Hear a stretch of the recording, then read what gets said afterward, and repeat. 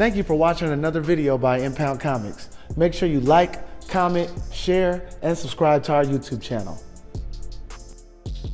This is a comic book character that I created, the rogue assassin Seraph, and this is a crash course on his origin story. This is the book cover of issue 1, showing how he becomes the Grand Master of the Order of Shadows. When Seraph and his brother Ulan were kids, they grew up on a cocaine farm with their family. One day the Order showed up and slaughtered everyone in their village. Since Seraph and Ulan were only kids, they took them as hostages and taught them the ways of the Order of Shadows. Seraph was good, but not nearly as good as his older brother Ulan, and he was constantly ridiculed for that. By the time they were adults, Ulan was next in line to become the Grand Master of the Order of Shadows. Seraph was a very skilled and talented assassin, but also arrogant. He always felt like he had to prove himself, and he was nearly killed in a battle, but rescued by his brother Ulan. The Order felt like Seraph shamed himself after his last mission, and he found out that if he wasn't Ulan's brother, they would have had him killed. Hearing that news really angered Seraph, and he decided to go rogue and no longer be loyal to the Order of Shadows. He kills the Grand Master in his sleep and takes his swords, the Blades of Sacramento. Now the entire Order, including his brother Ulan, are hunting him down to kill him. For more on Seraph, ImpoundComics.com. Does the size that Blasted draws remain the same size when he brings it to life, or does it scale bigger? The answer is, it remains the same. Someone asked, why can't he just tattoo a tank on his body? And he can, but when he pulls it, it's going to be the size of a toy tank. It's not going to be the size of an actual tank. He can draw a full-size tank that is usable, obviously not on his body. For example, Blasted rides a motorcycle. At home in his garage on the walls, he has a full motorcycle drawn on the walls that he can pull out and put back at any time. Someone else had also asked, could he just draw a gun and start using it, or would he have to draw ammo and load the gun first? With a brand new pulled gun, he could just start using the gun. If for whatever reason he couldn't pull another, maybe he just drew it on the wall. If it ran out of ammo, he would have to draw ammo. But regardless, it doesn't matter because Blasted would never draw a gun. He does have a no-gun policy. He is a hand-to-hand melee fighter. If he ever decided to draw a gun, that means shit has hit the fan to a point that he just cannot handle it. Do Blasted's tattoos erase until he puts the item back? The answer is no. Technically, he could pull 10,000 of the same sword if he wanted to, but he's very vigilant on making sure he puts his items back. For reasons that are very obvious, he doesn't want people recovering his items, which are stronger than man-made items. They're God tier. I plan on in the future making a villain who may have recovered one of Blasted's swords or items in the middle of a battle that he may have dropped and not been able to recover. And what the villain would do with these items, I'm not sure yet. Possibly turn them into some sort of tech, or maybe use them to give himself special abilities. But I'm definitely thinking along the lines of how Vulture recovered the alien tech in the Spider-Man movie. I'm loving all the questions that I'm getting about Blasted. I try to respond to the ones that I think are the most interesting. For more on him and other characters in our universe, visit ImpoundComics.com and get your issue. This team sucks, okay? This team sucks right here. I don't know why people are picking this team. For context, I did a video with about 6 or 7 slides, I don't know how many, of different colors, and we attached superheroes and villains to those colors and said who would win in a Royal Rumble. And people keep saying Team Black, and I don't understand. Like this fine gentleman here. Black, no diff. No diff. No diff. Let me show you Team Green, okay? This is Team Green, right? Let's talk about this, okay? Top right corner, that is the Spectre. That is the Spectre, okay? He is the wrath of God on Earth. He's more powerful than most characters in all of comics, but let's not even go deep onto him. Or talk about Swamp Thing, who is also one of the most powerful characters in comics and controls the Earth. I'm not even going to talk about him. And of course, there's the Incredible Hulk and Martian Manhunter, who is a Superman rival. But no, still, let's talk about this guy right here, John Stewart, Green Lantern. Without a shadow of a doubt, he's not even top 3 on this team. He's about 4, 5, or 6, depending on the day. But he's definitely not the most powerful. If John Stewart was to face this team by himself, Zatanna's a problem. Absolutely. Venom, he's going to make a speaker loud enough to kill Venom. Black Panther, powerful. Love Black Panther. Still on the ground, though. I mean, Green Lantern could put him in an orb, fly him to a distant planet, and leave him there. Black Bolt, covering his mouth. That's all he has to do with his ring, is cover his mouth. His head will explode like on Multiverse of Madness. Punisher, Batman, and Black Widow. Thanks for coming. Why the fuck are you guys even here? One tapped. And Blade, I love Blade. In a huge war, I could see Blade strategically figuring out how to get close to someone to kill him. But Blade, you're not beating John Stewart either. So now what happens When Jon Stewart pretty much clears most of that team and there's another damn lantern in the top corner. Stop it. Let's look at Team Blue. I mean, this guy right here. Yeah, Manhattan. Dr. Manhattan. Solos. And he's standing next to fucking Superman. That might be one of the scariest duos in all of comics if they were bloodlusted, especially if they're bloodlusted. And then let's just look at their sidekicks. Blue Beetle, okay? The Omega level mutant, the Iceman, okay? Black Lightning. These are the guys that are just off on the side doing what they do. We don't really need them. I don't know why I said we. They don't really need them. I mean, the Phoenix is on this team. The Phoenix. Raven, Thanos, and Galactus is on this team. Are we even still talking about this? Yeah, it's not Team Black. It's not Team Black.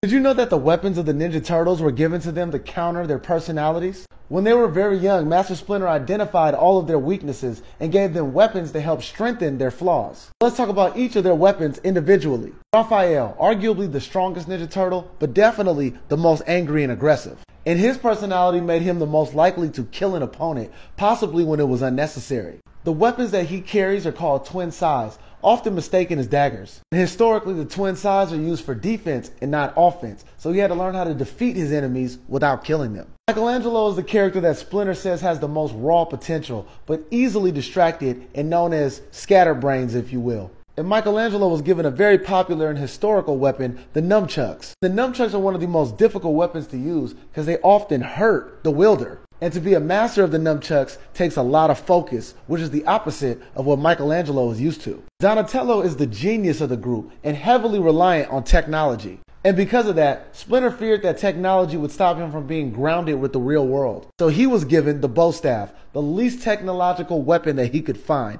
literally just a big stick. And last but not least, the leader of the group, Leonardo. Leonardo is also very powerful, but also very level-headed and the most empathetic one of the four. He has always tried to give people the benefit of the doubt and tries to see the good and beauty in everyone. But with great power comes great responsibility. And since he's the one that's least likely to kill, he was given the most powerful and deadliest weapons, the katana blades. Because even though he's empathetic and very well-tempered, he may one day have to kill. Comment what you think below. Was given a very popular in his below. Top 10 least used superpowers in all of fiction. That's right, these are the superpowers that are used the least in fiction. Go ahead and check this comment to see which 10 are used the most. But without further ado, let's get into this list. Number 10 is precognition, the ability to see the future, which is why characters like these are always so valuable in every story that they're in. Number 9 is reactive adaptation, similar to the character Darwin on X-Men, where you can adapt to any situation.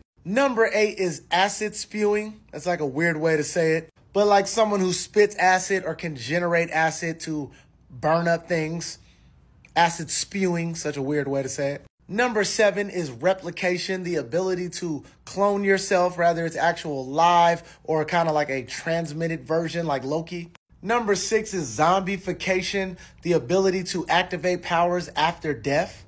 Number 5 is atomokinesis, which is something that I just learned about today because I would have told you that Storm just had the powers of the elements. But the difference between just having the power of the elements and to be able to manipulate the weather, that's number 5. Number 4 is self-sustenance, the ability to live on without having to eat or drink. You're just able to carry on like Dr. Manhattan. Number 3 is suspended animation. I didn't know that that was the name of this ability, but kind of similar to Captain America, how he could freeze himself and be in the future but still be alive. Suspended animation. Number 2 is spider powers, which wasn't a surprise to me because people always ask me, will I have a similar character to Spider-Man? And the answer is no, because as soon as you give a character spider powers, everyone's going to say that's a Spider-Man copycat. So no one else wants to use that power. Spider powers. And number 1 is technopathy, the ability to control machines and electricity of all kinds.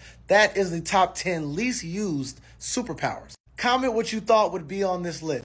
This is my comic book character Blasted, the god of tattoos, that has an ability called melanokinesis, which is ink manipulation. He can physically pull the tattooed items off of his body and use them against enemies or other scenarios. Let's talk about the limit and benefits of his powers. The first question was he born with tattoos? The The answer is no. These were tattoos that he applied to his body, and he can erase them at any point in time. He's actually the first character in the Impound universe with a secret identity. His government is Giovanni Grimes, and most of the time when people see Gio, he doesn't have any tattoos at all, and he summons them right before a battle. The biggest limit to his power is that he can't bring anything to life, no humans or animals. But he does have the ability to pull anything that he draws with ink. So before he had tattoos, he was drawing things on paper and pulling it off of paper. If he draws on a wall, he could pull it off of a wall. Someone else had also asked me, could he manipulate other people's tattoos? If he's the one that gave you the tattoo, then yes, he can. But if he didn't, then he can't, at least for now. Another very interesting question that I had got was, could he just draw a bunch of money and end up rich?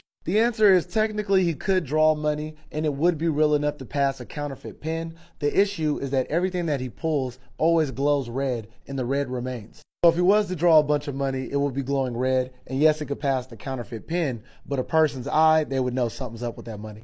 Let's talk about the leader of the Viltrumites, Grand Regent Thrag, and his battle between the epic and powerful Battle Beasts. Before Battle Beast and Thrag were going to test their might to see who was more powerful, they were disrupted by the Ragnars.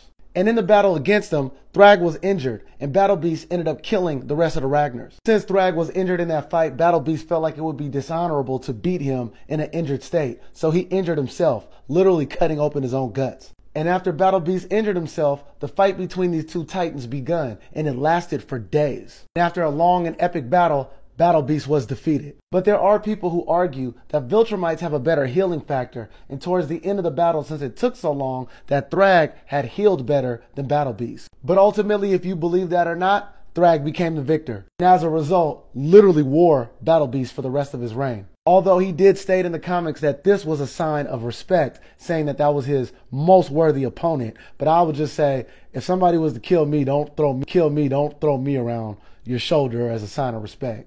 I'd like to be buried. Comment what you think below. Thank you for watching another video by Impound Comics. Make sure you like, comment, share, and subscribe to our YouTube channel.